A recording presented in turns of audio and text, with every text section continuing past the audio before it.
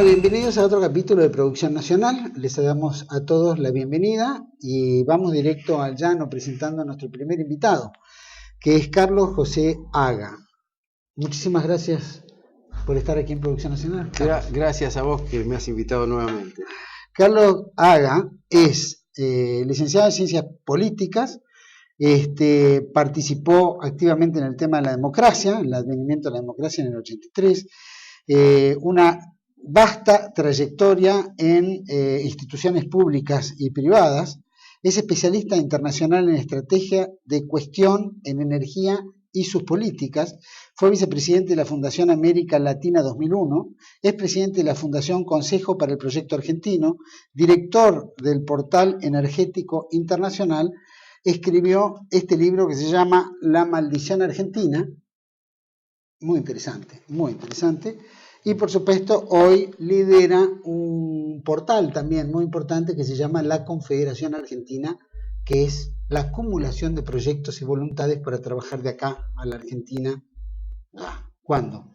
¿De este año o la Argentina del 2015? La verdad es la Argentina de ayer. La Argentina de ayer. Sí, porque siempre estamos mirando el mañana, pero el mañana inmediato, ¿no? Pero muy inmediato, ya es tan urgente, muchas de las cosas que hay que hacer son de tanta urgencia que yo diría que haber empezado ayer. Sí. Pero estamos en donde estamos, ¿no? En el Carlos, país. Sí. Vos escribiste esto de la maldición argentina. Brevemente, ¿a qué se refiere la maldición? La maldición argentina se refiere en realidad a la transformación del sistema político argentino en una cleptocracia. Sí. Nosotros, voy a empezar con la política entonces. Nosotros en 1983, cuando terminó el último gobierno militar, estábamos trabajando con mucha gente en la asamblea multisectorial y soñábamos con un país diferente.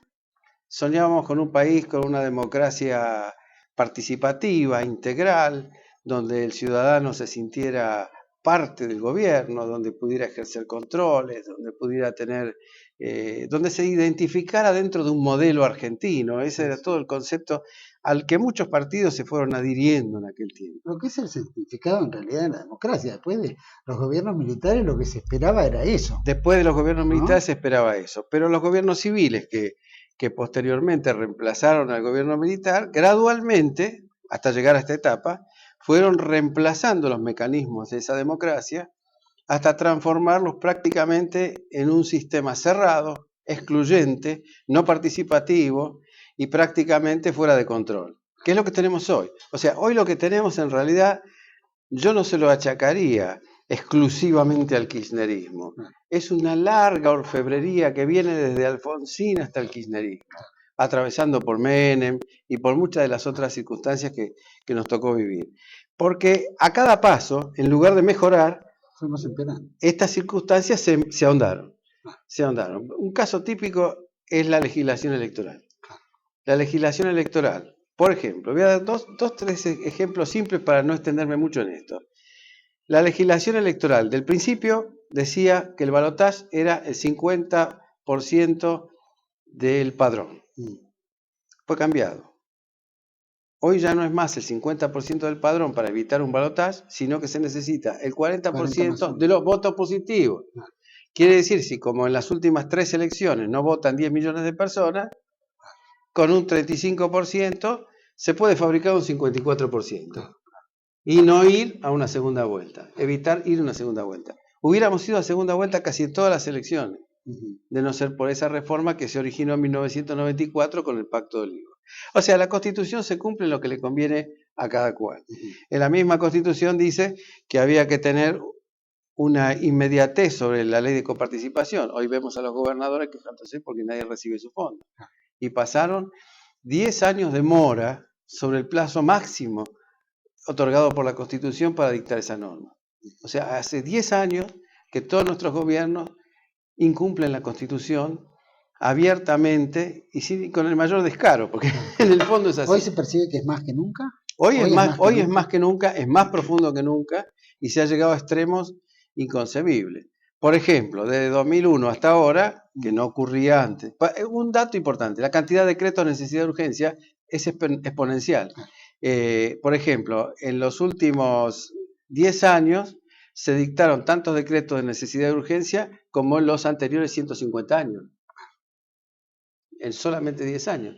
La otra cosa que ocurre es que, según la Constitución, que nosotros esperábamos fuese mejor, en cuanto a su aplicación, gobierna el Parlamento, porque es el que dicta las leyes, el que propone las políticas, el que hace todo eso, aprueba el presupuesto, establece en qué se va a gastar, cómo se va a gastar, qué se va a hacer, todo eso según la Constitución, negocia la deuda externa, todo eso lo hace el Parlamento. Pero una vez hechas esas normas, sale una última norma, que es la de los poderes especiales, donde le dice, yo aprobé todo esto, pero vos, que sos el Poder Ejecutivo, lo podés cambiar a sola firma cuanto se te dé la gana. Entonces, todo lo aprobado termina en nada. Esta es la maldición argentina.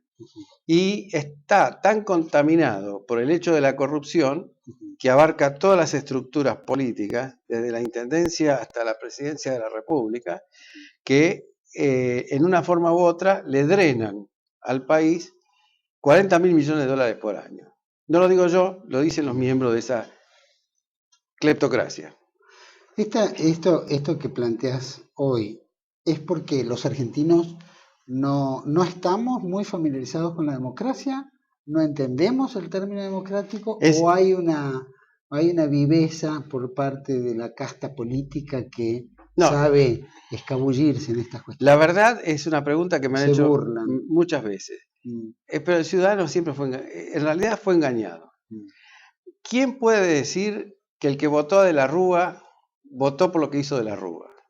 ¿Quién puede decir que el que votó por Menem votó por lo que hizo Menem?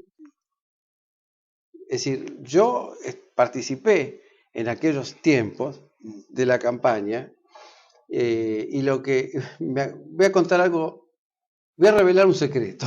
Bueno, estemos preparados. Entonces. No es un gran secreto, es un pequeño secreto. Sí. Nosotros nos reuníamos en un hotel de la ciudad de Buenos Aires junto con todo el equipo de campaña y yo escuchaba hablar al candidato en aquellos años, Carlos Menem. Ante las cámaras él decía una cosa, pero cuando se reunía con nosotros decía otras. Y yo volvía a mi casa y hablaba con mi mujer y le decía, nos va a fundir a todos, ¿no?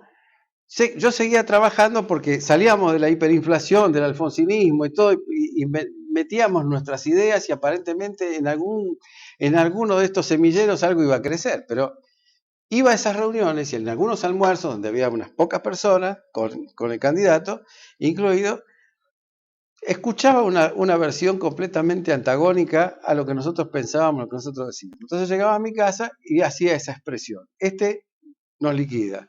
Y mi mujer me decía, lo que pasa es que vos estás muy cerca, escuchás las cosas íntimas de la política, entonces estás muy influenciado por la cocina. Le digo, mira, yo no estoy influenciado por la cocina, veo lo que piensa, y lo que piensa no me gusta nada. Este es el asunto. No es lo que creíamos.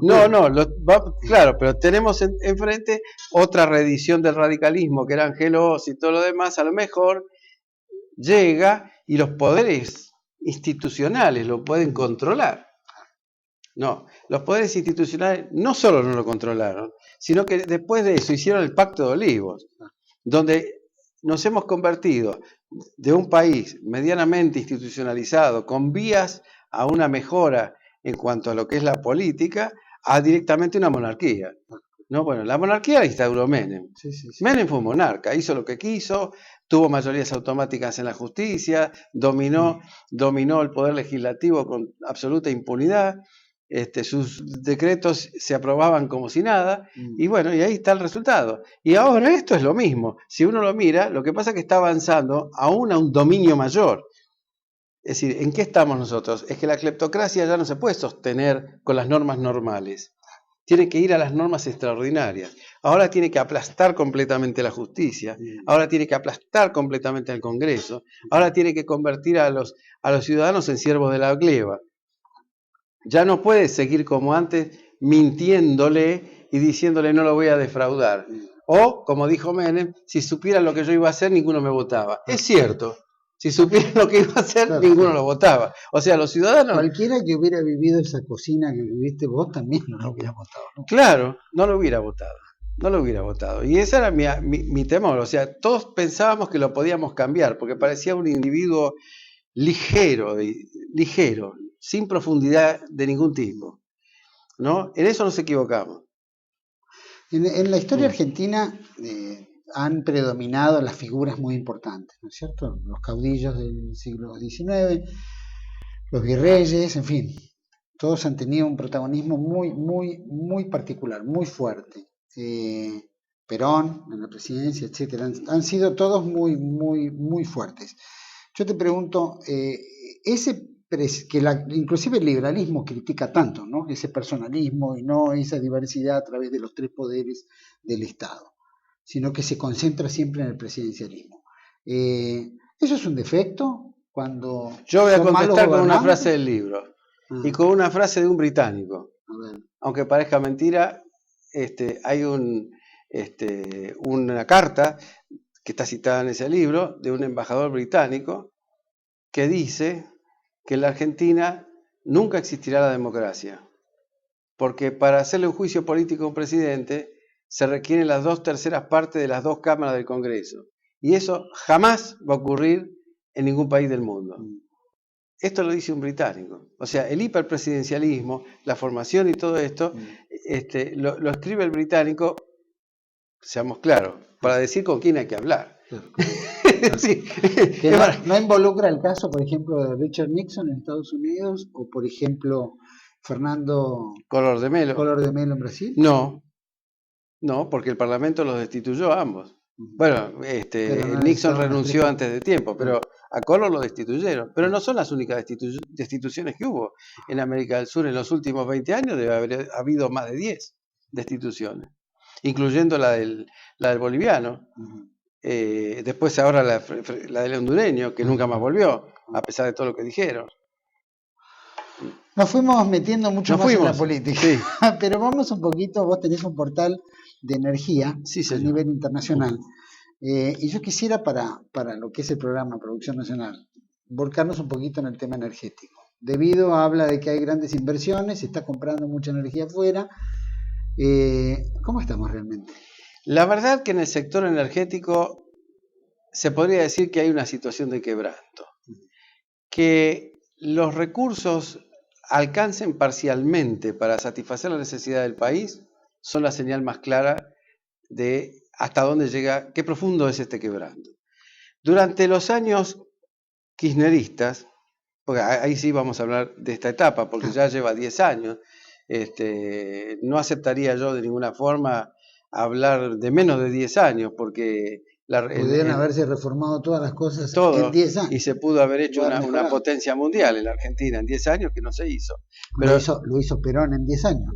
Lo puede haber hecho en 10 años y hasta en menos, o sea, en la situación, porque no es la misma situación del 45 que el viento a favor de los años que pasaron. Esta época. La dilapidación es enorme. Entonces, la fiesta que vivimos de las tasas chinas y todas esas ilusiones, en realidad se pagaron con 200.000 millones de dólares del sector energético. O sea, si hay algo que pagó ese proceso, es el sector energético. ¿En qué consiste esa pérdida? Esa pérdida consiste en, primero, hacer una política petrolera como la que hemos tenido, con una empresa manejada por los amigos, hasta un punto inconcebible casi, donde todos se firmaban los balances sin mirar. Debido, Barata este mismo que habla ahora de todas estas cosas, él firmaba y no decía nada, mientras que se desinvertía y se consumían las reservas de gas, de petróleo.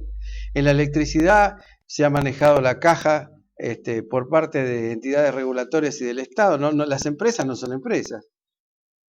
Porque una empresa normalmente se maneja con cierta autonomía, hace su política, sigue su desarrollo, hace sus inversiones, pero si a alguien le dicen que tiene que invertir, cuánta plata va a tener en esto, si puede girar, si no puede, qué salario va a pagar, en fin, en definitiva, durante 10 años se les manejó la caja. Entonces el resultado es que cada vez que hacen 3 días seguidos de calor, hay 2 o 3 mil cortes en toda la República Argentina en cuanto a electricidad, hay un desabastecimiento crónico de combustibles, porque es crónico, porque nos falta una refinería que jamás se construyó. Hay cuando hace 5 o 6 días de frío le cortan el gas a 5.000 industrias, con las consecuencias sociales que por supuesto ocurren lejos de Buenos Aires, entonces nadie dice no lo notamos nosotros acá, pero el efecto está. Y bueno, todo eso conforma un paquete donde se ha descapitalizado todo el sector energético. Para dar una idea, antes de esta época nosotros exportábamos energía. Las exportaciones de energía eran la mitad del comercio exterior de la Argentina. O sea que no era la soja. No era la soja. La Argentina durante muchos años sigue desindustrializándose. Y voy a desmentir muchas cosas que se dijeron en el discurso de inauguración de sesiones del otro día, con un ejemplo, que nada tiene que ver con la energía, pero que es muy buen ejemplo. La industria automotriz, en el año 1974 hacía 270.000 automóviles con el 90% de integración nacional. Hoy hace prácticamente 790.000 automóviles con el 30% de integración nacional. Pero con el crecimiento poblacional medido por cabeza, la industria automotriz se redujo al 50% de lo que era en 1974. Ese es el crecimiento económico y el desarrollo del que nos habla la Presidenta. Eso estamos hablando de que porque hubo un gran avance tecnológico donde ahora no, se necesita porque menos la Argentina es un país cada día más dependiente del extranjero. Nosotros con la energía que no producimos nos obligamos a importar 12.000 millones de dólares por año, que son combustibles líquidos y otras y demás. Entonces estamos entrando en este momento a pensar que la importación de la energía equivale al total de superávit comercial de la Argentina. O sea, hemos perdido el superávit comercial, algo que no... En la época que se hablaba, voy a darme vuelta en la historia hacia el 83. En el 83 el problema nuestro es la deuda, porque la deuda externa, en la forma en que estaba planteada, implicaba que todos nuestros recursos de comercio exterior iban a parar a pagar a los acreedores y terminábamos siempre sin poder invertir en la... Claro, el país estaba frenado. Bueno, hoy esta política que se siguió en la materia de energía ha llevado al país a la misma situación. A la misma situación. Antes podíamos no pagar la deuda y entrar en un default, como pasó en el 2001. Pero hoy, querido amigo, si vos no pagás la cuenta de la luz, te la cortan. Si no pagás el gas, te lo cortan. Si no pagás los combustibles líquidos, te lo cortan. Esa es la situación de dependencia en la que está la Argentina hoy. Hoy la Argentina no puede declarar un default y no pagar sus importaciones de energía, porque quedaría paralizada en el acto. O sea, hoy está... La deuda externa es renegociable 1000 veces, pero esto no. La energía no, porque se compra o no se compra. Esto no, inclusive estuvimos al punto de quedarnos sin gas este año, porque los acreedores de las deudas pendientes de gas se negaban a entregar a la Argentina, y esto lo sabe muy bien el ministro debido, si no se ponían al día las cuentas atrasadas. Increíble. Sí.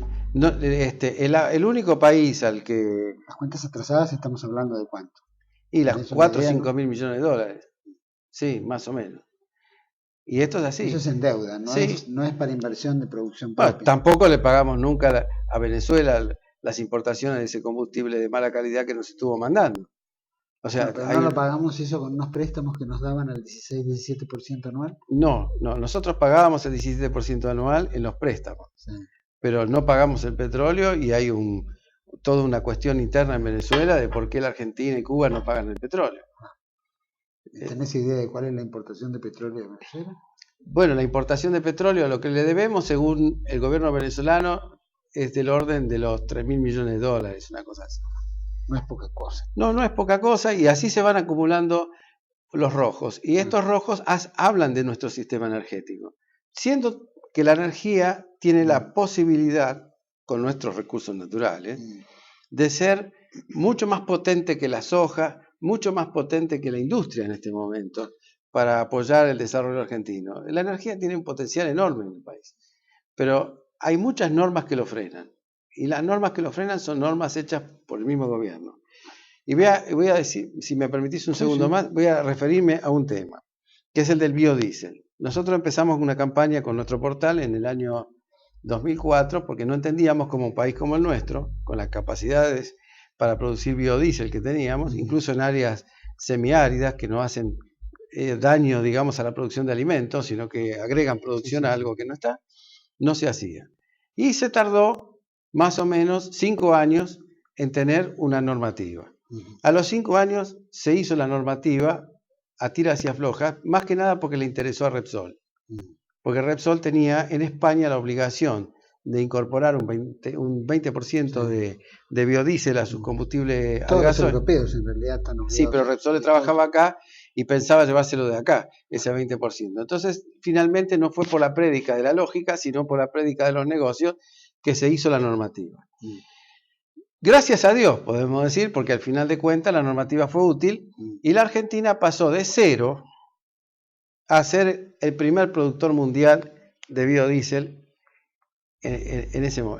hasta hace 2 años atrás. Hace un año atrás, entre Moreno y toda esta nueva línea política, le crearon una condición imposible. Por un lado le fijaron precios topes para el mercado interno y por otro lado no dejaron exportar más. El resultado, había inversiones comprometidas por casi 3.000 millones de dólares que quedaron suspendidas, porque nadie sabe lo que va a pasar. Y buena parte de la producción de biodiesel se está pinchando y se está desinflando a raíz de que las empresas no empezaron a perder plata y la gente no va a tardar mucho en cerrarlas. Entonces, todo lo que nosotros habíamos logrado para colocar a la Argentina como primer productor mundial de biodiesel, que no es una cosa menor, estamos hablando de un mundo diferente. No, aparte es el mundo del futuro. Sí, estamos hablando de una cosa de gran envergadura. Todo eso en poco tiempo, en 1 año y medio, entre Moreno, Kicillof, Devido y todas esas cosas, bueno, terminamos en una normativa y en un desacuerdo interno, porque lo peor de todo es que uno dice una cosa, el otro dice la otra. La cuestión es que la industria se paralizó.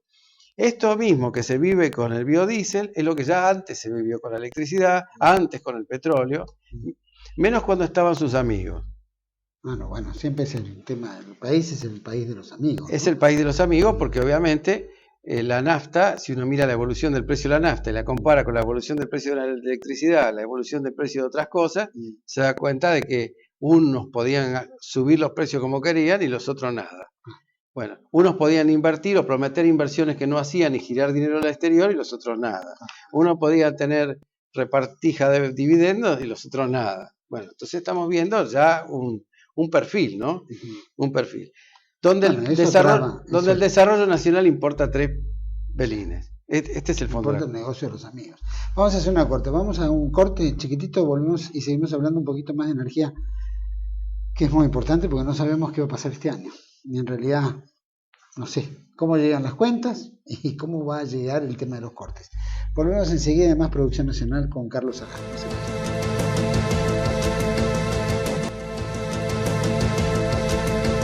Bueno, seguimos aquí en Producción Nacional con nuestro invitado Carlos Aga, hablando un poco de energía, a ver cómo estamos este año y cómo llegamos. ¿Llegamos a fin de año? No, vamos a llegar con un enorme déficit energético.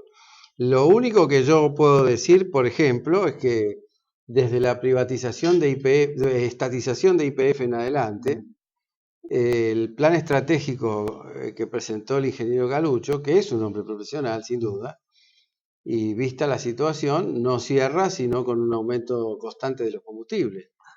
O sea, lo que nosotros podemos esperar es realmente una nafta a fin de año, yo diría, de 10 pesos fácilmente el litro.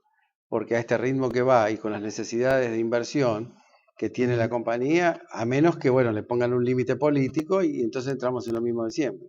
En Estados Unidos el galón está a $1 y casi $2, $1.80, una cosa por el estilo. Sí, pero es mucho menos porque no hay tantos impuestos como en la Argentina. Pero aparte son 3 litros y pico. Son 3 litros y pico y acá estamos prácticamente de €1. Estamos hablando de €1 oficial. Ahora, y de $1 blue. Vos hablabas de YPF. YPF fue la mayor empresa argentina de una gran producción. Sí. Cuando entra Repsol, ¿toma control sobre todos los yacimientos de YPF? ¿Por qué no mantuvo la misma línea? No mantuvo la misma línea, porque la idea era extractiva nada más que tenía Repsol. Repsol no vino nada con explorativo, nada de buscar. No. La idea de Repsol era extraer recuperar la inversión rápido. Yo escribí una vez un artículo en el portal diciendo que vinieron con el espíritu de Hernán Cortés. Sí, a saquear. Y claro, era un vaciamiento constante. Lo que pasa es que si el Estado le convalidaba eso, estaba todo bien.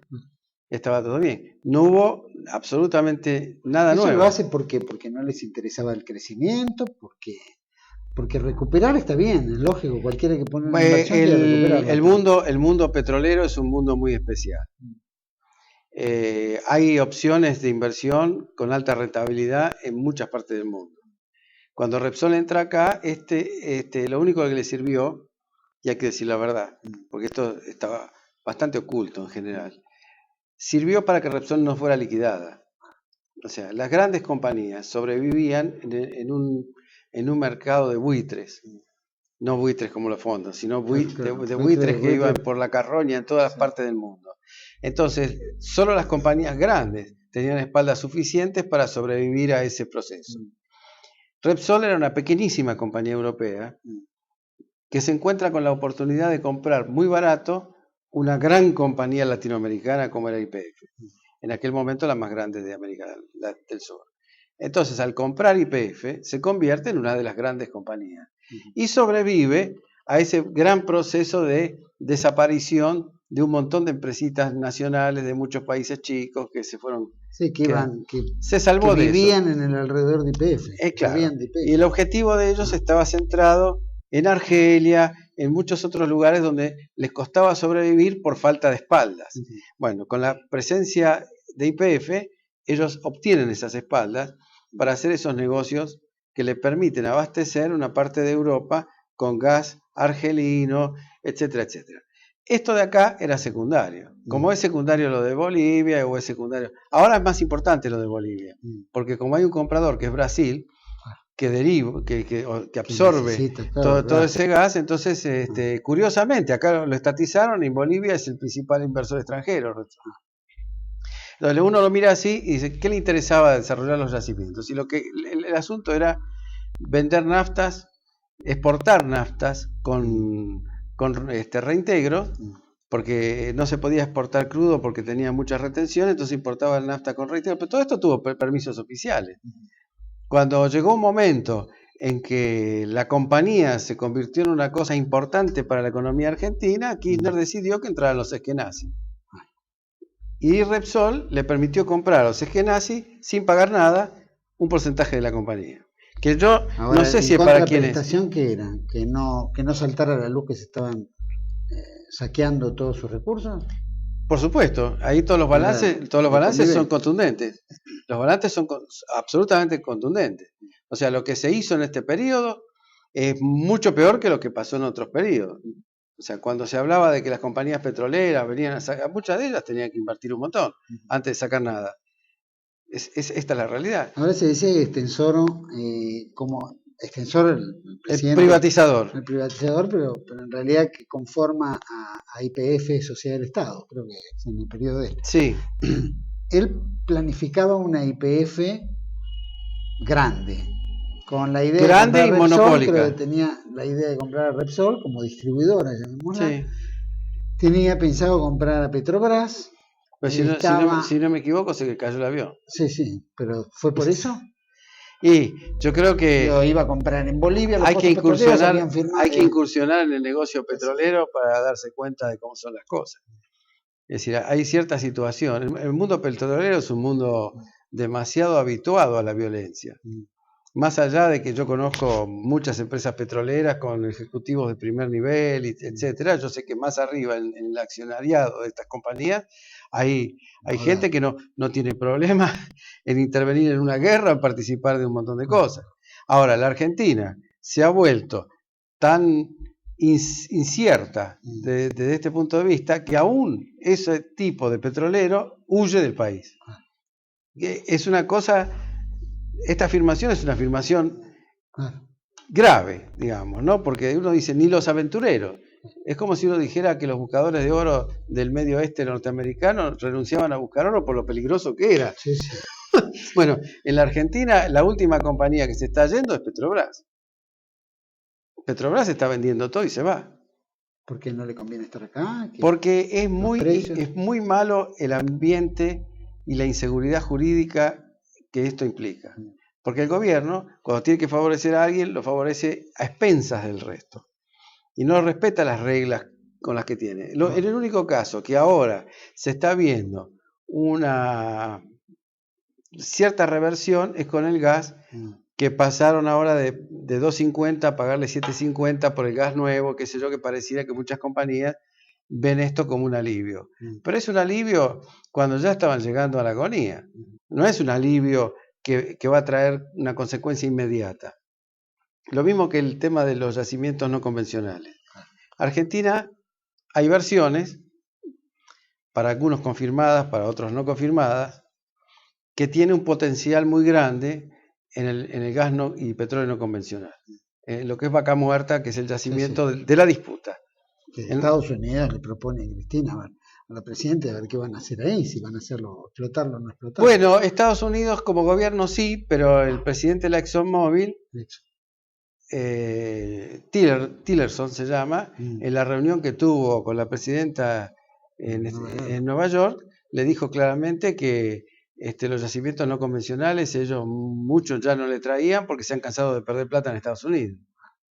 Y que nuevas experiencias de esa habría que ver qué clase de yacimientos, que habría que hacer estudios. O sea, estamos todavía muy en veremos. Todos esos estudios los tenemos que pagar nosotros. Nosotros los vamos a terminar pagando sí o sí. Porque ahora, cuando se eliminó Repsol, el cargo para todo esto lo tiene la sociedad argentina y va a ser vía tarifas. Esto no creo que sea de otra forma. El Estado, o bueno, vía tarifa o vía inflación. Porque la solución mágica de imprimir plata y repartir plata que estamos viviendo todos los días es eso. Entonces, si con esto vamos a pagar eso, estamos fritos. Porque además se está viendo que hay como un bloqueo para las importaciones, porque le faltan dólares al gobierno. O sea, en realidad el bloqueo de las importaciones no es una política de ahorro del dólar, es una inexistencia del dólar. Entonces, hay una necesidad que no la pueden cubrir debido a la política que se siguió anteriormente. Entonces, ahora es difícil traer los equipos para empezar a hacer estas investigaciones. En otras palabras, esta política de Vaca Muerta va a demorar muchos años antes de fructificar. ¿No teníamos equipos con YPF? No, los equipos eran tercerizados en general, porque YPF trabajaba con algunos equipos propios y trabajaba con muchos equipos tercerizados. De ahí salieron las compañías como Astra, Pérez Compán, la misma Techin, o sea, todos ellos tercerizaban esos equipos. Desde el momento que la privatización cambió las reglas, ese tipo de equipamiento se trae del extranjero. Decime una cosa, y a Extensoro, ¿lo mata el gobierno de Carlos Menem o lo matan los intereses petroleros más afuera digamos, del extranjero, de Estados Unidos o Inglaterra, que son los que tenían intereses acá? No tengo la bola de cristal, pero sí los matan. ¿Pero hay un complot entre todos? Y hay mucha gente en ese momento interesada en que desapareciera la figura de Extensoro. Mucha gente interesada, sobre todo los norteamericanos de una empresa que se llamaba Maxus. En realidad no, los accionistas de la YPF, sociedad anónima que había en ese momento, porque lo de Maxus al principio había sido un muy mal negocio y se habían perdido muchos miles de millones de dólares.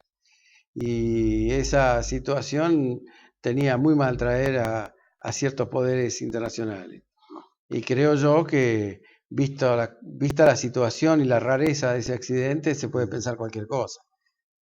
Nunca se aclaró demasiado bien. No, quedó medio en la nebulosa. Quedó medio en la nebulosa. La hija tampoco hizo... Aunque yo, la verdad, en esa época estaba con la teoría de Vittorio Orsi, que era mejor separar esa YPF en actividades que pudieran ser complementarias. Por ejemplo, YPF tenía una gran flota.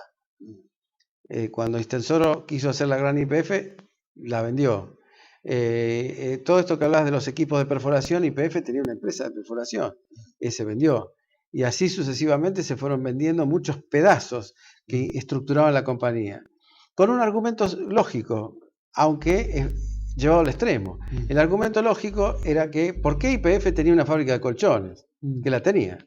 Es lógico, YPF no tenía por qué tener una fábrica de colchones para sus campamentos. No necesitaba, podía comprar colchones en cualquier lado. Pero con el argumento de que YPF no podía tener fábrica de colchones, que no podía tener fábrica de sus propias estructuras metálicas, que no podía hacer esto, que no podía hacer lo otro, en realidad se terminaron vendiendo todas las otras cosas que hacían a la actividad central de una compañía petrolera integrada. Y así se desarmó todo y quedó una empresa de distribución, producción y con algunas refinerías, porque otras se vendieron a terceros, ¿no? El resultado es lo que tenemos. Es decir, una compañía que no alcanza el mercado interno, que en un momento representó el 80%, después el 60% y ahora el 30% del mercado interno. Esta es la realidad de las cosas. Es decir, no veo el crecimiento económico en eso, porque la Argentina tiene mucho potencial, incluso petrolero, si se dieran las normas adecuadas para poder explotar eso. Pero no parece ser el objetivo. O sea, hay negocios paralelos en esto. Yo estoy totalmente seguro y está totalmente claro. Si hay un negocio de 12.000 millones de dólares de importación y yo tengo que presuponer, como en la maldición argentina, que existe la corrupción en el extremo que realmente lo conocemos, deja mucha plata, 12.000 millones de dólares, a mucha gente, todos los años. ¿Qué te parece? A mí me dijeron, puedo decir que no sé la veracidad del dato con la precisión, pero sí que la fuente es buena, que cada barco de gas, de estos que están en Escobar y todo eso, que llegan, reparte 3 millones de dólares en la Argentina. Es muy probable. Entonces, y si hay esto... un poco y bueno, ¿no? Para los muchachos. Para los muchachos. Si hay esto, es muy difícil que se pueda cambiar esta política. Y alguien me va a preguntar, bueno, pero entonces la presidenta y cuando toma estas medidas, que lo pone a Kicillof, que hace, qué sé yo noto que se trata de una ignorancia supina del tema. Porque si quisiera investigar a fondo el asunto, o una protección de sus amigos, que cuando fueron los esquenazis y todo. Porque ¿Los amigos son amigos o son ellos? Testaferros, ¿cómo lo ves? Voy a responder con una palabra de Sergio Acevedo, que los conoce más que yo. Dice, el único dueño son ellos. Claro, porque nadie puede ellos entender, pues, lo decía fueron los acérrimos privatizadores de YPF. Cobraban las regalías y se robaron las regalías, que se depositaron, que todavía no se sabe dónde están. Ni se existen tampoco. Sí. Pero después fueron los férreos estatizadores. Pero antes lo pusieron Eskenazi y se repartieron no sé cuánto. Ahora le dan las provincias. Es decir, sí, y no se privatizó todo, no se estatizó. Y Repsol sigue teniendo un porcentual y hay pequeños porcentuales de otras empresas. Inclusive Eskenazi. Que no se tocó. Eso no se tocó para nada. ¿Y vos crees que lo hicieron con un ánimo de incorporar el Estado, un bien del Estado, entre comillas? No, yo creo que fue para tapar todo esto que estamos hablando, en realidad. Porque ¿qué pasaba si se revelaba la verdadera situación? ¿Qué pasaba frente a la sociedad en ese momento? ¿Y quién iba a pagar? Porque el otro tema era, ¿quién se hacía cargo de la situación? ¿Se hacía cargo el concesionario, que había sido Repsol? ¿Se hacía cargo alguno de los socios privados? ¿Se hacía cargo Eskenazi? ¿Quién es que se hacía cargo? Bueno, no, la solución es muy fácil. Se hace cargo el Estado, la sociedad argentina pone la plata.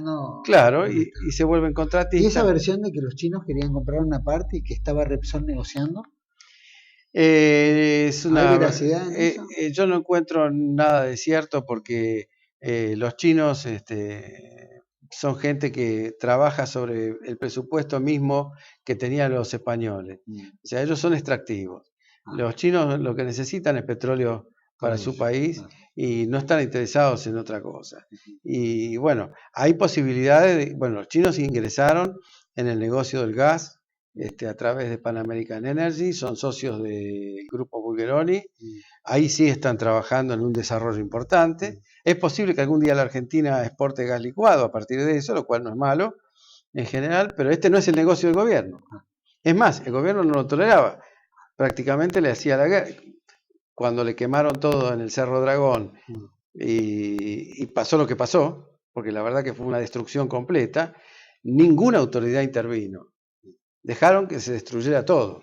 Y bueno, eso a los chinos los afectó bastante. Y a los Bulgeroni supongo que también. Hoy en día, Cerro Dragón, que era... ¿Es como hacer las paces con los Bulgeroni y decir, bueno, te doy una parte del negocio? Yo voy a decir algo terrible. Pagas 1.500 millones de dólares al dólar oficial, por supuesto. Voy a contestar con una... voy a volver a citar una empresa anglo-británica, holando-británica, al presidente de la JET, a Juan José Aranguren. Dijo hace una semana, desde que se hicieron cargo de YPF, ahora el gobierno sabe por dónde aprieta el zapato. Eso es en el fondo la cuestión. Ahora se dieron cuenta de que este sistema así no le hace ganar plata a nadie. Entonces ahora se dieron cuenta de que, por supuesto que se enojaron con el tipo, lo trataron de no sé cuántas cosas, pero dijo la verdad. O sea, Aranguren es más o menos un profesional de la calidad, para mí superior inclusive que Galucho, largamente superior porque tiene mucha experiencia en el manejo de una corporación grande durante muchos años, que Galucho no. Pero cuando dijo sabe dónde le aprieta el zapato, le quiso decir todo. O sea, ahora se dan cuenta que con este sistema la única es el aumento de las tarifas. Pero ¿hasta dónde? O sea, Repsol está queriendo enjugar un clientelismo político, un clientelismo social y una adhesión a un modelo que está haciendo agua por todos lados con el precio de la nafta. Bueno, eso nos garantiza una explosión social a corto plazo. O sea, a mí no me extrañaría que empiecen los líos sindicales y demás. Y además otra cosa, cuando el gobierno resuelve otorgar aumentos de salario por la presión, en estos días tienen presión, hubo huelga de los empleados petroleros justamente de YPF, aumenta los costos. Al aumentar los costos, todo ese plan que hizo Galucho, mientras no aparezca un inversor confiable, eso es imposible. Y el inversor confiable no le va a aparecer en estos momentos. Es decir, creo que gente como los hermanos Bulgeroni y demás que ya están en el país y que conocen todas estas mañas y todas estas vueltas, pueden aportar, pero no de la magnitud de 36.000 millones de dólares como necesita YPF para volver a ser una gran compañía. Para volver a ser una gran compañía hace falta 36.000 millones de dólares. ¿Los podemos hacer? Sí, lo podríamos hacer. Pero ¿qué clase de credibilidad tendríamos que tener? Porque lo más grave es la falta de confianza en el poder político. O sea, hay países que viven situaciones de crisis, y hoy tenemos unas cuantas en Europa, pero el poder político sigue siendo firme, sigue cumpliendo sus obligaciones, sigue empeñando su palabra y haciendo sus proyectos. En la Argentina, hoy el proyecto es esto, mañana es lo otro. Entonces es muy complicado para que alguien arriesgue una cifra de esa magnitud en un proyecto que no se sabe qué va a pasar. Una compañía, por ejemplo, petrolera, te voy a dar un simple dato. Dice, bueno, acá hay que correr un riesgo. Y voy a tiempos pasados. Por ejemplo, en la cuenca Malvinas, no Malvinas del lado de la exclusión, sino del lado que nosotros dominamos, ¿no? Nuestro es todo, pero dominamos un pedacito. Sí, bueno, lo que no está. Lo que no pueden tocar los ingleses. Durante muchos años se hicieron exploraciones y las hicieron compañías extranjeras. No las hizo YPF. ¿Y qué compañías fueron? Fueron la Exxon y la Shell las que hicieron las exploraciones. En ambos casos, ambas compañías entregaron la información a la Secretaría de Energía diciendo que habían encontrado petróleo pero que no era comercial. Estamos hablando de tiempos en que el petróleo valía $20, 70, 15, $20, no $100. Hoy no sé si ese petróleo no es, pero entregaron todo, o sea, devuelven el área porque no es comercial el petróleo. ¿Cuánto perdió cada una de esas compañías en esa exploración marítima? Más de 250 millones de dólares. ¿Hubo alguna queja de alguna de las dos? Nada. Eran las reglas de juego. En la década del 70 las reglas de juego se cumplían. Hoy, 200 millones de dólares de aquella época serían ¿cuántos millones de dólares? Y pues prácticamente serían como 1.000 millones, una cosa así. Sí. ¿Por qué hablamos de 36.000 millones en Argentina? No, pero estamos hablando de una sola cuenca. 36.000 millones incluye las cuencas, las destilerías, renovar la distribución, que está bastante... Armar toda la empresa. Rearmar la empresa para que vuelva a tener la prestancia que tuvo en alguna época. Muy rápido, ¿cuánto vos creés que va a terminar pagando doña Rosa, don Pepe, ¿no? La cuenta, por ejemplo, el litro de... A fin de año yo creo que arriba de 10 pesos. ¿Pasando antes de las elecciones o después de las elecciones? Después de las elecciones, nunca antes de las elecciones. Antes de las elecciones no se hacen esas cosas. Hoy van a apretar todo. No, y ya está subiendo a más de 7 pesos. No sé si me voy a quedar corto, porque están subiendo ahora para dar unos meses antes de las elecciones la sensación de la estabilidad, pero es la estabilidad de los cementerios. ¿Y la luz, el gas? Porque a mí me llegó una cuenta de pasar. No, la luz y el gas... De 60 pesos pasé a 400. La luz y el gas están muy atrasados. La luz y el gas realmente están muy atrasados. porque no hubo aumentos en 10 años. Entonces, pero tampoco se puede aumentar todo de un saque. Claro, Bueno, bueno, pero ese escalonado sería más leve para la gente. Debería haber sido así. Y se hizo un plan en época donde estaba todavía Néstor Kirchner, en la Secretaría de Energía. Hoy voy a mencionar al autor porque es un tipo que conozco bien, que es el ingeniero Marqueschi, que trató de lograr la convergencia entre los costos y las tarifas. E hizo un programa y parecería como que en un momento se iba a cumplir, pero después se abandonó. Ya cuando empezaron las necesidades electorales, en la parte energética se abandonó por completo. Si tenemos elecciones cada 2 años, chao. Claro, se usa como variable de ajuste, pero ojo que esto significa que vamos a hacer una especie de cheque a fecha para pagar la fiesta. Bueno, el cheque a fecha que acabamos de hacer es 200.000 millones de dólares. Bueno, después de las elecciones vamos a tener que pagar la fiesta. Después de las elecciones van a venir los requerimientos, pero la gente lo va a hacer de una forma masiva, porque no se trata del problema político. Cuando vos vas al surtidor, y no hay, a pesar de que vale 7 pesos, no hay. Sí. Cuando vos hacen 36 grados de calor y se te corta la luz y se te pudre todo lo que tenés en el freezer, que lo fuiste juntando para evitar que la inflación te la deteriorara, claro. Y todo eso. Ese es el mar de fondo. El pequeño y mediano comerciante que tiene las heladeras. Eso le hace un daño tremendo. Mira, vamos a ir a un corte y volvemos enseguida. Vamos a tocar también el tema, el discurso de Cristina. Y otros derivados de ahí. No se vaya, seguimos aquí con Carlos José Haga. Volvemos en un minuto.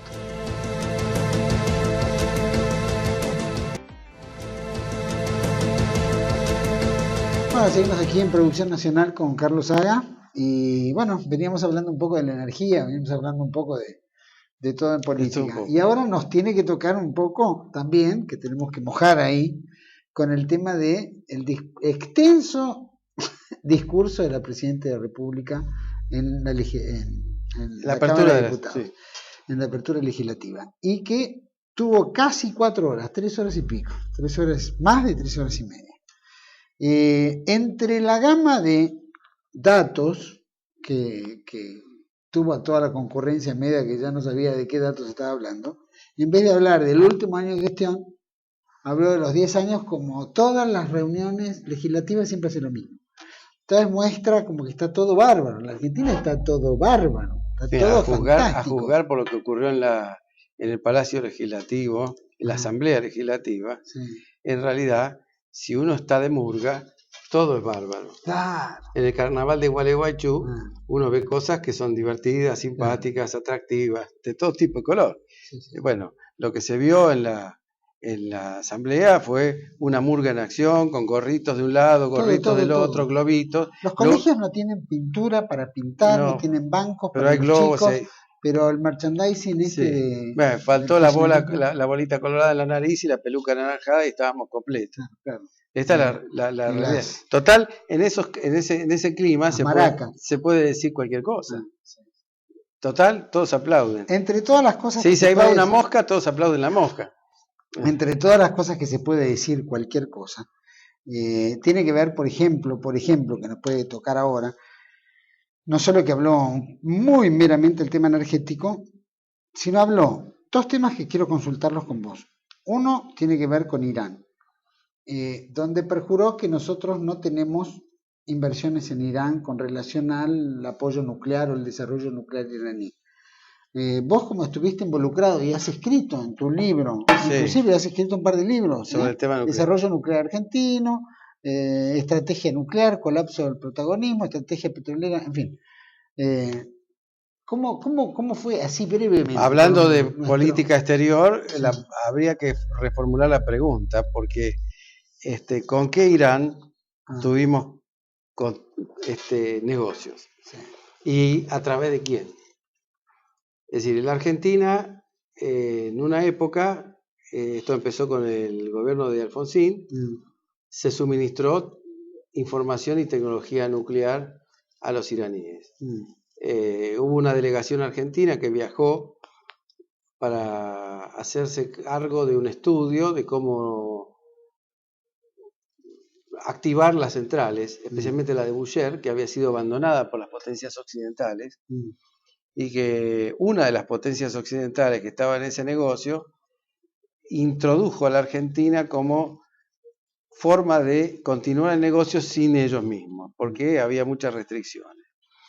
Esa gente, bueno, ayudó a replantear el esquema de esa central nuclear, que por otro lado había sido bombardeada y tenía gravísimos daños en la guerra contra Irak y todo lo demás. Después estuvo Israel, creo que también mandó. No, Israel destruyó un reactor que se llamaba de Osirak en Irak.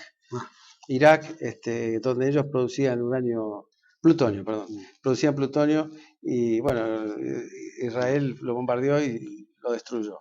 En realidad, en la guerra Irán-Irak se producen todos estos intercambios un poco extraños de parte de la Argentina hacia Irán, así como lo había hecho con Egipto y todo, pero evidentemente Irán no era el mismo caso. Después, cuando los iraníes encontraron en una situación difícil, se hizo una parte a través de Siria, de todo ese intercambio. Así es como llegaron a Irán algunas tecnologías argentinas. Y no me extrañaría que haya llegado parte del tema del cóndor y otras cosas, porque la misma gente que estaba en esas visitas era la que estaba en esos desarrollos, ¿no? También visitaron Irán en ese tiempo los que estaban en el área de combustible nuclear y demás, en realidad mirando la central. Pero consideremos que la central iraní era una central de uranio enriquecido y todas las nuestras eran de uranio natural. Nosotros no podíamos proveer fácilmente uranio enriquecido en esas cantidades, ni mucho menos. Pero se trataba de proveer componentes, tratar de arreglar la central, ver un poco qué era lo que se hacía. Eso fue durante la época de Alfonsín. No fue una buena idea, porque era un país que no tenía suscripto muchos de los tratados internacionales, que el mismo Alfonsín después suscribió. O sea, yo comprendería la situación si es que él no los hubiera suscrito después. Pero como él después suscribió todo, hasta Tlatelolco y todo lo demás, y el TNP prácticamente, al hacer el arreglo con Brasil del ABAC, perdón, para controlar el control mutuo de que no se desarrollen armas nucleares. Quiero aclarar que es un control mutuo sui generis, ¿no? Porque Brasil sigue con el submarino, tiene un campo de prueba para armas nucleares, tiene un montón de cosas que nosotros no tenemos y no deberíamos tener, dando el ejemplo de lo que fue el desarrollo nuclear de 1950 en adelante. Nunca tuvo finalidades militares, en el caso de la Argentina tuvo finalidades industriales muy claras y no hay ninguna cosa que lo pueda desmentir. Esto es la realidad fáctica, pero sí hay que reconocer que muchas de las tecnologías, al traspasarse a otra frontera, pueden ser aplicadas en otras cosas. Bueno, esta es la realidad. O sea, no es cierto que la Argentina no haya tenido trato con los iraníes. Pero los tuvimos en ese periodo. Lo tuvimos en ese periodo, pero yo no puedo estar seguro del todo de que no haya seguido el intercambio a través de terceros países en muchos aspectos. Porque ellos se quedaron con muchas cosas incompletas. Uno de los países que pudo haber actuado es Rusia. Porque Rusia se hizo cargo de la terminación de esas centrales. Y había, por la tecnología de la central. La tecnología de la central es distinta que la de las rusas. La tecnología de esa central se asemeja a las nuestras, pero también es distinta, pero hay muchas cosas en común, más con la nuestra que con las rusas. Así que no me extraña que haya habido esa colaboración. Pero el garante de eso son los rusos, no es la Argentina. Eso, la realidad es, hay que decirla, es esa. O sea que nosotros, en esta etapa que está todo este tema del tratado que se está haciendo con yo Irán, no sé que le denominan acuerdos, memorandos, ¿no? De acá en adelante yo no sé lo que puede pasar. Porque hasta acá, después de las cosas que estaban pasando con Irán, especialmente de la actuación de la justicia argentina y el pedido de captura de varios funcionarios de muy alto rango iraníes, las relaciones a ese nivel estaban prácticamente cortadas. Pero si ahora Irán pasa a ser un país regular, aliado o amigo, en ese momento puede pasar tecnología fácilmente. Lo que yo sí creo que hubo fue un intento de hacerlo a través de Venezuela. Eso, pero es un intento con base en la corrupción. No es un intento con base en la política. Es un intento con base en la corrupción. Yo no sé si ustedes se acuerdan cuando Chávez anunció que iba a tener una central nuclear. ¿Verdad? Bueno, en esa época yo dije... Que los iraníes estaban ayudando. Los iraníes no pueden ayudar en algo que no conocen, porque ellos no tenían la tecnología. Entonces, en esa época, un amigo mío me presentó a un funcionario muy alto del gobierno de Chávez para hablar sobre el tema nuclear. Y yo le pregunté qué era lo que querían. Cuando me hizo la lista de lo que querían, de centrales nucleares no querían nada. Ellos querían todas las tecnologías paralelas en ese momento. Lo cual causó risa en la mayor parte del mundo que Venezuela dijera que iba a tener una central nuclear. Porque es un sinsentido que una potencia petrolera y gasífera como Venezuela quisiera comprar una energía costosa como es la nuclear, que sirve para reemplazar al petróleo. ¿Para qué voy a reemplazar algo que me sale por las orejas? Es decir, no tiene, y que lo tengo baratísimo. No tiene sentido ninguno. Pero ellos querían esas cosas. Yo dije, bueno, acá esto va a terminar terriblemente mal, ¿no? En ese momento yo le dije a esa persona, no la voy a mencionar porque la verdad, sí, no sé si está a favor o está en contra ahora de Chávez, si está en el velorio de Chávez o dónde está, no lo sé.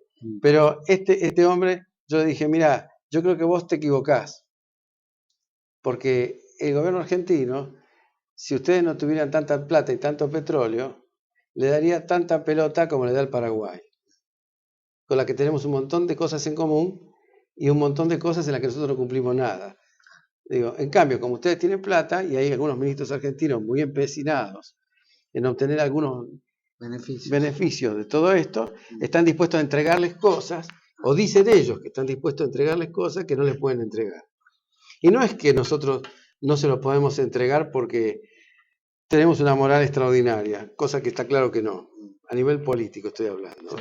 A nivel nacional tenemos una moral extraordinaria, que los políticos se han encargado de vilipendiar y traicionar. Pero a nivel político somos un país sin ninguna clase de moral. Entonces, el problema no es ese. El problema se llama Washington. Porque si un embarque de esas características sale de la Argentina y va derecho a Venezuela, no llega nunca. No llega nunca.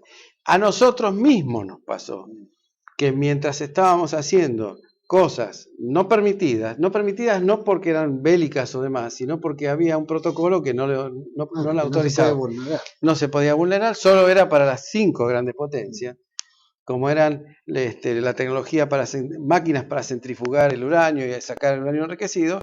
Varios embarques que venían a Argentina desde países confiables, porque no estamos hablando de pequeñas naciones, estamos hablando de Canadá, estamos hablando de España o de Japón, varios embarques fueron interceptados por navíos de guerra norteamericanos y secuestrada la mercadería. En aquellos tiempos. O sea que no pueden hacer lo que quieren. No pueden hacer. Está todo muy controlado. Está todo muy controlado. Vamos, me encantaría este tema, pero lo vamos a tocar más adelante. Ahora me gustaría que vayamos a... El discurso de Cristina habló de los científicos. Habló de los científicos. Y dijo que teníamos muchos científicos, más que ninguno en América del Sur y un montón de cosas. Pero la ciencia, la verdad, es una mentira. Es decir, la Argentina hoy gasta la mitad que Brasil y un 56% que Chile en su aparato de ciencia y tecnología. La cantidad de trabajos científicos y de patentes de invención, porque la ciencia se mide en resultados. No, si yo tengo un montón, voy a decir una grosería, yo voy a pedir perdón a la gente del CONICET a la que voy a ofender, pero la voy a ofender, la verdad, sin maldad. Si yo tengo 10 tipos en el CONICET estudiando la menstruación de la mariposa y los considero a los 10 científicos, no es la ciencia aplicada, porque yo no voy a obtener nada con eso.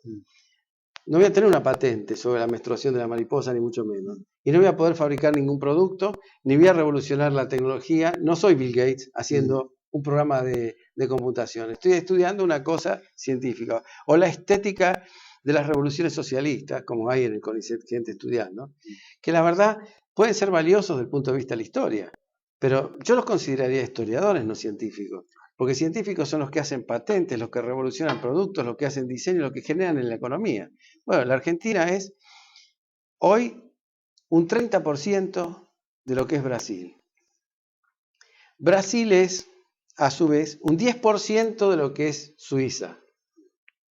¿no? Y un 5% lo que es Estados Unidos. En patentes estoy hablando, de invención. O sea, nosotros no somos nada. Todo lo que dijo es absolutamente falso, porque un científico argentino, para poder tener los elementos y las posibilidades de convertir en ciencia aplicada esa formación que él tiene, lo tiene que ir a hacer en otro país, porque la Argentina no le da para eso. Yo he No tenés hablado, ni infraestructura, yo he ni hablado con elementos, gente ni... del CONICET y a mí me dicen los investigadores que yo conozco, porque a mí ahora voy a hablar de primera mano, que le mandan nada más que el sueldo, no le compran los elementos, no hacen nada. Yo no sé de qué ciencia me está hablando. Porque, ¿cuál es Lo el vemos en los ferrocarriles, Lo lo vemos vemos en los en los transportes, lo accidentes. vemos en los Si tuviéramos accidentes. tantos científicos, para empezar, podríamos utilizar algunos para evitar tantos accidentes automovilísticos. No estaríamos integrando solo el 30% de la industria automotriz, ¿no? Hay ejemplos, nosotros mencionamos el tema nuclear. En el tema nuclear, la cantidad de gente que se ha ido y que ya no vuelve más es impresionante. Además tengo que agregar los que se murieron, porque no hubo un recambio generacional. Entonces, ¿de qué científico me está No hablando? se continuó con el traspaso intelectual, ¿no? Yo voy a dar un dato, ahora sí, Cada vez... nuclear, que quizás sea la mejor cosa que tenemos, desde el punto de vista de organización científica. Bueno, en 1979 teníamos un programa para que la cuarta central nuclear fuera Argentina. ¿Sí? Estamos prácticamente batiendo récord de demora para terminar la tercera central nuclear, porque la cuarta nunca se hizo, y la cuarta central nuclear posiblemente sea llave en mano y se la están ofreciendo a los rusos, a los franceses, o sea, todo lo que nosotros hicimos durante 50 años, ahora vienen a hacer otros. lo vienen a hacer otros, no sirve para nada. ¿Y por qué nos quedamos? Nos quedamos porque expulsamos a la gente, expulsamos a nuestros científicos, los dejamos morir, porque yo digo los dejamos morir, se nos fueron antes de transmitir el conocimiento a los nuevos. Los encerrábamos en habitaciones dentro de la Comisión de Energía Atómica, ahí sentaditos sin hacer nada, durante 10 años, solo para revisar si se rompía una máquina, solo para hacer esas cosas. Y ya se acabó esa continuidad histórica. Bueno, escuchás al presidente decir eso con relación a los científicos. ¿Qué le dirías? Yo que le diría, para empezar, que se informe correctamente de cuál es la situación del país. Porque alguien que dice eso y tiene la máxima responsabilidad del Estado, quiere decir que está viviendo en una realidad que no es la verdadera. Conociendo que es mitómana, ¿cómo puede cuadrar esto para hacerle entender? Porque ellos ven su propia realidad y no hay La forma realidad de política, alterarla. la única forma que hay de corregir esto es terminar con el sistema político de la cleptocracia que nos Eso es agobia. donde quería llegar ahora. Nosotros no tenemos otro camino que ese. Es decir, las instituciones tienen que ser saneadas. El Estado argentino, voy a decir una palabra que a lo mejor a muchos les va a chocar, necesita cierto grado de tecnocracia. No se puede juntar gente militante y ponerla al frente de cosas que no sabe lo que están haciendo. Entonces, y como veo que esto no se puede corregir desde adentro, porque no hay la suficiente flexibilidad intelectual para corregir errores y para decir, bueno, me equivoqué en esto, voy para este otro lado. Como no existe esto, sino que hay la persistencia sobre la misma política, la única forma que tiene la sociedad ahora, que hay elecciones, es enfrentar la situación y provocar un cambio político. Provocar un cambio político no significa ir a destituirla, como dicen muchos, que la van a sacar de los fundillos y que O le los van a balazos con violencia. nada de eso. Significa que el voto de la ciudadanía puede castigar perfectamente lo que está mal. Y es capaz de castigar lo que está mal. El voto de la ciudadanía puede controlar una elección, puede hacer muchas cosas, pueden votar los que nunca votan, pueden pasar muchas cosas. Y si queremos realmente corregir, y lo más importante de todo, llevar esto hacia otro lado, es necesario que entren nuevas personalidades al poder. Es necesario fragmentar las hegemonías y eso lo puede hacer el pueblo tranquilamente en la próxima elección. Como se dice vulgarmente, la bala de plata la tiene el pueblo en sus manos. Y eso lo puede ejercer sin ninguna restricción. Ajeno a la clase política, Ajeno incluso. capaz que la gente votaría más contenta a algo cuando uno ve en la clase política una unión. Pero no lo ve. Lo que hay es lo que va a venir es una sanción. Una sanción. ¿Será una sanción para todos? Yo pienso que va a venir una sanción para todos. ¿Cómo se sanciona?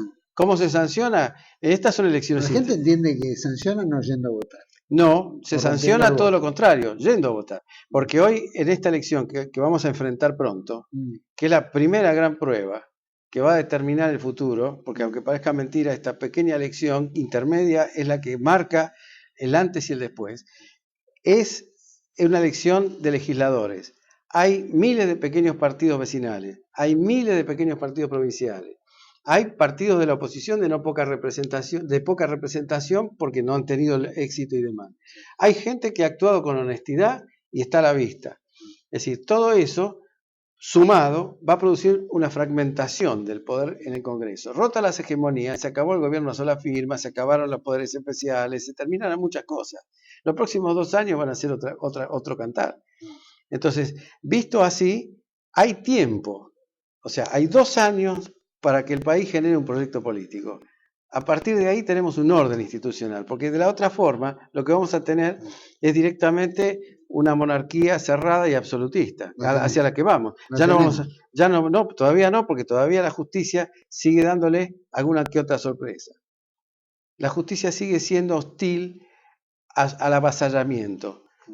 Ahora te hago esta pregunta, en las elecciones del 2009 arrasaron la oposición, superó al oficialismo y... No, en realidad lo que pasó es que hubo un voto castigo. Voto castigo. Pero no, entre el 2009 y el 2011 no se construyó un nuevo proyecto político. Este es el vacío. Y no se Por eso la gente volvió al kirchnerismo. Por eso mucha gente volvió al kirchnerismo. Y ahora mucha gente que votó por el kirchnerismo está desilusionado y con razón. Y con razón. Si en 10 años no se pudieron cumplir las promesas que se hicieron en ese momento, ¿quién dice que la van a cumplir en los próximos 4? Ya nadie. Entonces vos sugerís que, por ejemplo, la gente vaya y vote por los partidos chicos, como acabas de decir. Yo sugiero que vote por los partidos chicos, que vote por los partidos que tienen proyección y posibilidades de juntar 400.000 votos y meter un diputado. Más o menos como Grillo en Italia. Más o menos como Grillo en Italia. Sí, yo sugiero un cambio de ese tipo como base para una reestructuración de la política. No creo que la reestructuración vaya a surgir de la noche a la mañana, pero sí es necesario, sí, eliminar la hegemonía, sí o sí. Pues si hay hegemonía, no hay construcciones políticas posibles, no hay oposición. Y la oposición se encuentra en un brete en el que no puede plantear sus cosas, porque los escuchan durante 14 horas en el Congreso y después votan lo que quieren. Es así de simple, como pasó con el acuerdo con Irán, o como va a pasar con muchas otras cosas. Entonces lo que hay que romper es la hegemonía. Una vez rota la hegemonía, eso no se puede hacer más. Eso no se puede hacer más. Y va a pasar lo del 2009, cuando se quedaron sin presupuesto. O sea, realmente la oposición lo único que no supo hacer o no quiso hacer es una nueva construcción. Porque lo malo es que la cleptocracia, como está mencionada ahí en el libro, también los afecta y los abarca. Entonces, hay mucha gente de la oposición que disfruta de los negocios o de las migajas de los negocios del poder.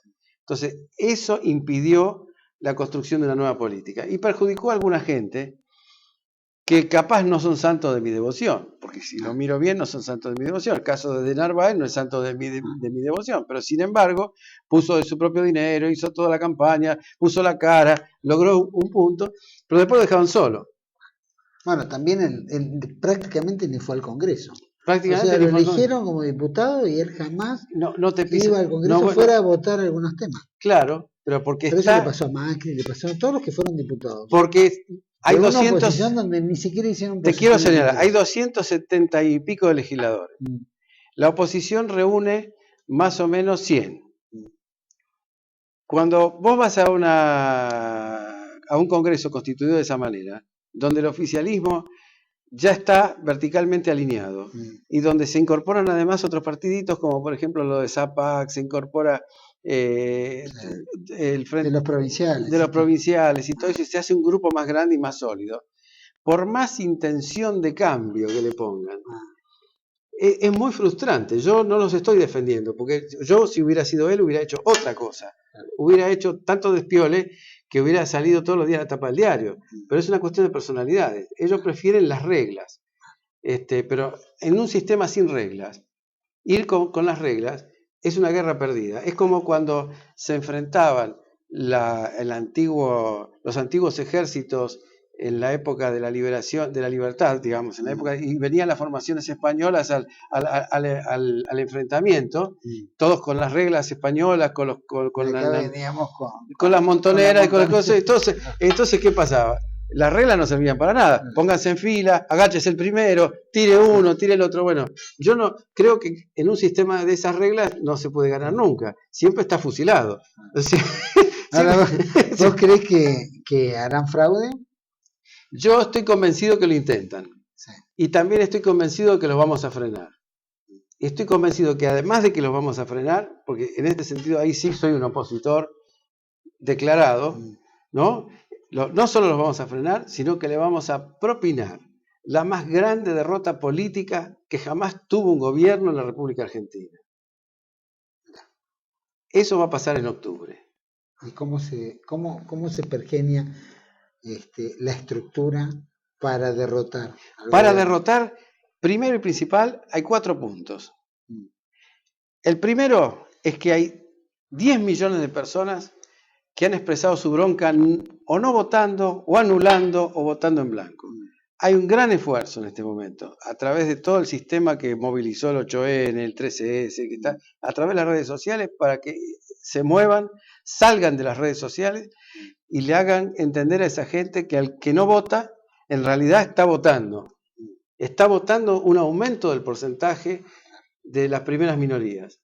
Y eso es un error tremendo, porque una primera minoría que se hubiera enfrentado a la elección real de toda esa gente, nunca hubiera llegado a tener un porcentaje suficiente para evitar el balotaje. O sea, ¿qué hubiera pasado si en 2011 y 2007 hubiera habido balotaje? Seguramente no hubiéramos tenido kirchnerismo. Hubiéramos tenido un gobierno quizás malo, regular, peor, pero no hubiéramos tenido esto. Hubiéramos tenido un gobierno malo, seguro.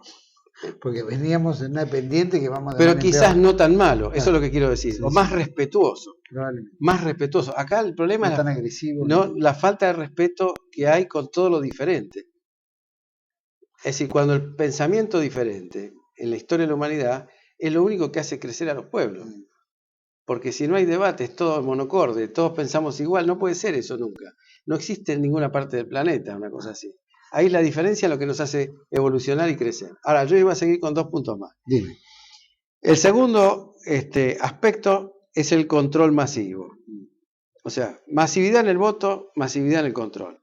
En las últimas elecciones, más de la mitad de las mesas no tenían fiscales opositores. Y por lo menos el 20% de las mesas tuvieron autoridades de mesa puestas a último momento por el oficialismo.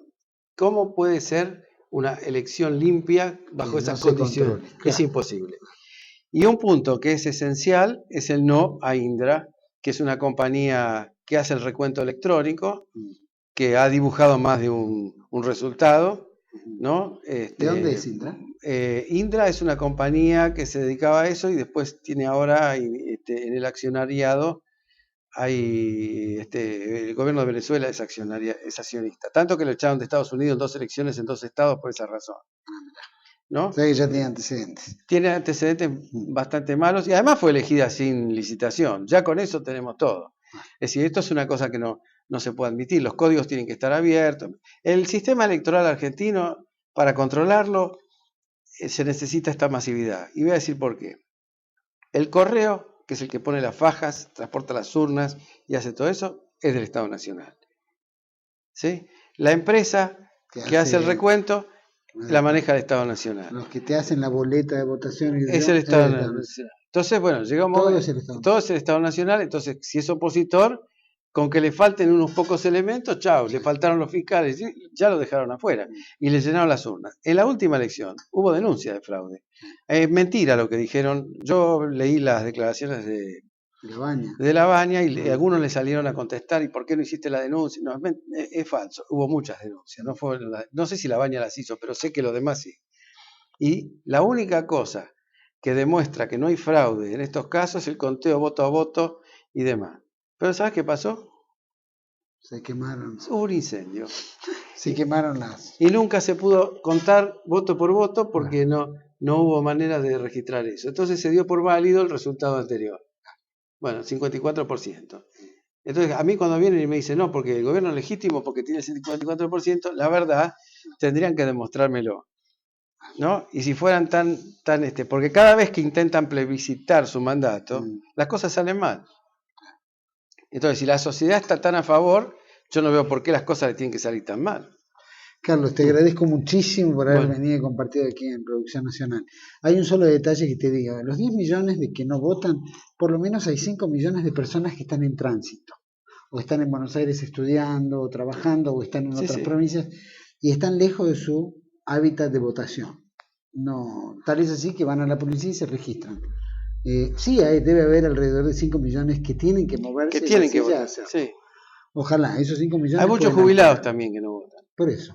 Hay una cantidad enorme de jubilados que, como no tienen la obligación, no votan.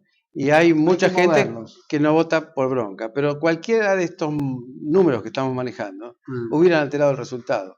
Si tienen que registrarse en algún lugar para ser fiscal, ¿dónde? Sí, hay varios sitios en internet, como Ser Fiscal es uno, hay otro que tiene un manual para los fiscales. ¿Tenemos ahí algo o no? Yo no traje lamentablemente las direcciones web, pero hay 2 o 3 sitios en Facebook, por ejemplo, que anotan fiscales. ¿La Confederación Argentina? La Confederación Argentina esta semana va a subir una página con todos los datos, no solo para ser fiscal, sino está en Facebook, la Confederación Argentina, usted entra, se registra. Sí, y no hace falta ni registrarse, va a poder ver en la página tranquilamente todos los lugares que hay. Pero hay otra cosa también que estamos agregando y es ofrecimientos para que se anoten como presidentes de mesa. También. Exige una mayor calificación. ¿Eso no lo elige la justicia? Que te manda... No, la justicia ahora está haciendo llamados a voluntarios, porque en las últimas elecciones los intendentes oficialistas proveyeron los presidentes de mesa, los voluntarios faltantes. Ahora la justicia está... ¿Y qué impide que no lo vuelvan a hacer? Bueno, el hecho de que se presente... se anota toda la cámpora, bueno, se pueden anotar, podrían anotarse, pero eso va casi al azar, o sea, no van a tener tanta cantidad de gente oficialista, digamos, manejando las cosas. Es muy importante que se anote la gente en este sentido. Y la otra cosa que es relevante es la participación que va a haber en las 2 marchas que vienen ahora, porque hay una para el 21 de este mes y otra para el 18 de abril, que son seguramente 2 hechos que van a tener un impacto. Ojalá haya mesas para que la gente se anote ahí también. Va a haber, en algunos casos se ha dicho que va a haber mesas para que se anoten, y creo yo que con hacen falta 86.000 fiscales. Hay uno de los sitios que se llama 500.000 Patriotas. Son 60.000 mesas, 62.000 mesas. O sea, pero hacen falta 83.000 entre fiscales generales y auxiliares, son 83.000, bueno, entre 83.000 y 86.000. Pero fijémonos que la última manifestación fue de 2 millones de personas en todo el país. O sea, hoy con que un mínimo porcentaje diga yo, dedico un día. Por lo menos controlar conurbano, capital federal. Un día de mi vida lo voy a dedicar a mi país. Es suficiente como para que estas maniobras... Ojalá que haya 500.000 de fiscales, porque con 80.000 no me conformo. Ojalá haya más medio millón de fiscales y que controlen todo de mesa, para que no hagan nunca más trampa. Carlos, te agradezco muchísimo, se nos fue el tiempo. 1000 gracias por haber estado acá en Producción Nacional y bueno, vamos a invitarte de vuelta, vamos a seguir trabajando un poquito con todo gusto. Temas porque hay otros programas de TLB1 que es el espíritu. Toda la verdad primero, ir por toda la verdad. Que toda la verdad es lo que nos va a hacer libres y lo que nos va a traer gobiernos mejores. Por supuesto. Muchas gracias a vos. Y a ustedes los espero el próximo lunes con más Producción Nacional. Les agradezco mucho de lo extenso de este programa, pero valió la pena. Nos vemos el lunes próximo. Muchas gracias.